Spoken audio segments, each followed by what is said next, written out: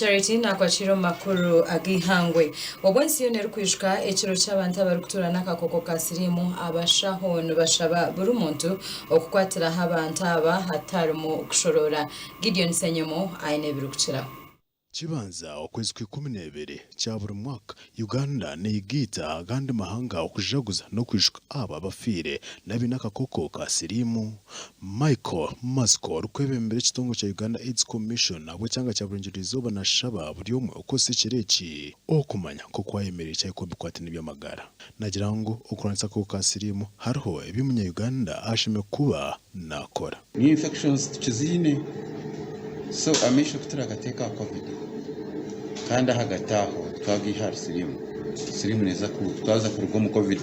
za kushanga kandi siriimu yayebembire munonga eki twakoyezera kureba ngo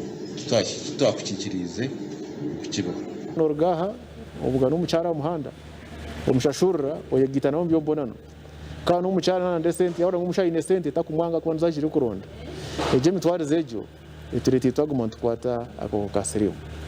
nahabwe eco nishaba abantu bona ngo tugaruka hamitwe emutwishikire kubaho ubutagambo bunajyango disclosure akazi yashweba batacebize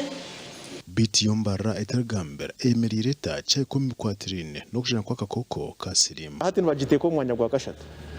ahabicwe ki 13 13 nakaceka kamwe hati ntukora takarangara yo kubanza kabarore ya kabiri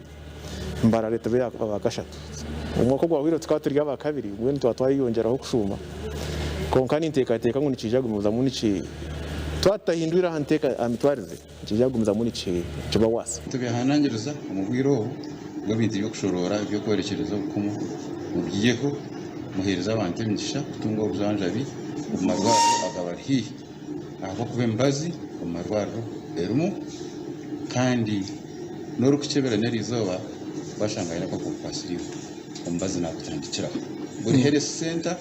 umwambazi mishikira Abaashaho mishikira amarwaro abwati bi West ndisenyomo Gideon.